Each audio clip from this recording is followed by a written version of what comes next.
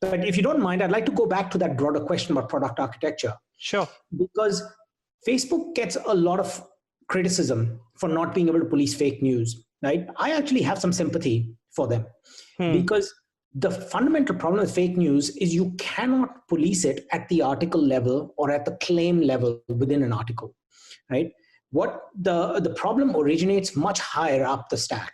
The first problem that products like Facebook and Twitter have is that they are open networks. Anytime you have an open network, by definition, it means anyone can publish anything.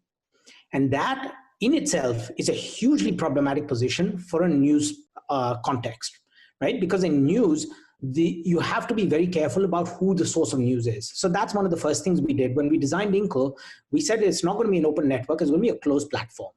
And we only work with publishers by invitation. And we look at publishers who have a strong track record of correction.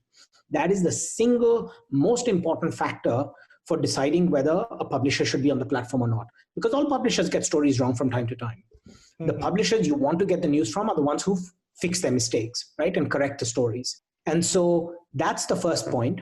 And then the second point is that, a social network is ultimately a dating platform. Right? It's not building romantic relationships, but it is building relationships, right? Their goal is to try and get people to react, because if you and I react to the same story, our bonds get stronger, right? Mm-hmm. That is almost diametrically opposed to what a news organization should do. News organization should not just be showing what you and I will both react to. It should be finding the things that you don't know or the things that I don't know, right? If you think about greatest common factor versus least common multiple, going back to arithmetic class, right? Yeah. The social network is the greatest common factor. A news organization is the least common multiple, right? And they're completely different things. And again, this gets lost in the mix and people start to get after Facebook and say, why are you showing me fake news? They're designed to do something other than news. It's not actually a news platform. It's just being used for news, and that was a mistake. And I think you'll find them stepping away from that because it's an unwinnable war for them. Correct. In fact, Google and Facebook have just on record said also that they won't really care if the news business is taken away from them, or because of all the antitrust scrutiny, which I don't believe in, but yeah. Yeah. I mean, look, there's a little bit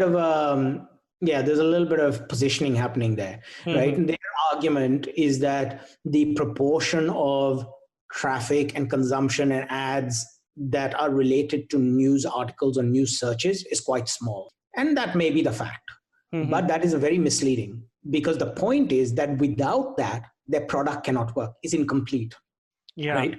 Would you use a search engine if it did not have any Google search results? Even if 9 out of 10 times you are not searching for news, if you could not use it for news, you would not use it, right? So their positioning on that is a little bit misleading.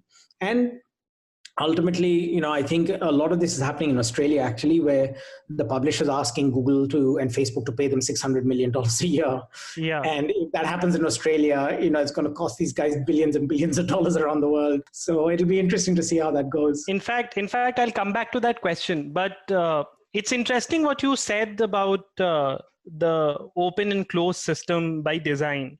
And just to pull you back in the conversation around content moderation, just in terms of a closed system, I think why it helped journalism for Facebook to have an open system, and just like from our personal experience, like Newslaundry was started back in 2014. And if we didn't have internet, it would have been a lot more difficult for us to start a media organization, because conventionally to start a media organization even before the internet era, you for example, you need to have uplinking and downlinking of satellite. You need to have a printing press for a newspaper. But in a way, and I think that's where platforms like Facebook and Twitter sort of facilitated the transition of journalism from print to digital. Because if, say, a smaller publisher like Newslaundry comes in, it gives us an equal footing and an equal platform to have our stories published and distributed at a scale that is available at the same size to Times of India as well. So I think it did really help in that way.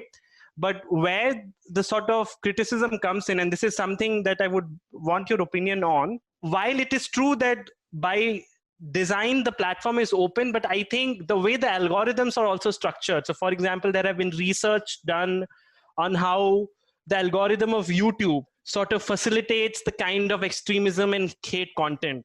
because that content will always drive more reaction and clicks. And especially, with the kind of scrutiny that's happening on the role of big tech and platforms in journalism, do you think it's a fair criticism, or do you think it's hard to weigh in on this debate? Again, I think there's a few facets to your question. I think the first one is, no, I don't think it's an algorithm problem, right? I think it is a system design problem, because it goes back to that idea of an open network versus a closed platform. The whole point of an open network is to drive network effects. That is how these platforms became as big as they did, right? Is through those network effects. Those network effects only exist because of those algorithms, right? You cannot have one without the other. You cannot have the concept of having Facebook giving you a lot of distribution as a new publisher without that same algorithm, right? So changing that context now and saying, but they should change the algorithm, I think that's a bit unfair, right? If you like the open network structure, you have to like the algorithm goes with it, because they are a pair. However, the problem is that it's not actually the distribution volume, it's your ARPU, it's your revenue per user. The reason why, as a new publisher, you need millions and millions of readers is because you make so little money per reader. And that's the advertising business model. That is the fundamental problem in news. If you made $200 per user, per reader per year, you could cover your costs and break even and be profitable with very few subscribers. Right? Correct. So the business model of news is actually the problem there, not the algorithm of Facebook, right? That is my personal view. But the other thing is also, you cannot police this at the individual article level. And I'll give you an example, right? So when Breitbart started to become really big, I spent a lot of time reading Breitbart articles to understand what was really going on. And they had a story about 48% unemployment in the US. Okay. Mm-hmm. And what they had done was they cited stories from Bloomberg, from Economist, from Washington Post, citing Department of Labor statistics. They just twisted the way some of those numbers were combined, the way subtly somehow how the numbers were portrayed, right? And they said it was actually population that was not participating in the workforce was 48%. They mischaracterized it as unemployment rate. So the problem is, when you start to try to do this policing at the article level, it becomes too subtle and too complex. And that is the problem that Facebook is having, right? They're saying we cannot do this, because if you want to lie, if you have decided to lie, you can get around the algorithm too easily, right? You can just portray it slightly differently. You can misconstrue it. You can leave it vague. People will misunderstand you. That's why it has to be done at a higher level. You have to do it at the publisher level. You have to say, I will not let certain publishers on the platform because they are intentionally misleading people. Or even at a higher level, you say, I will not, make this an open network effect based model. I will make a closed platform. I mean, look at Netflix, look at Spotify. Why don't those guys just let you bring anyone's content in? Those are both closed platforms, right? Mm-hmm.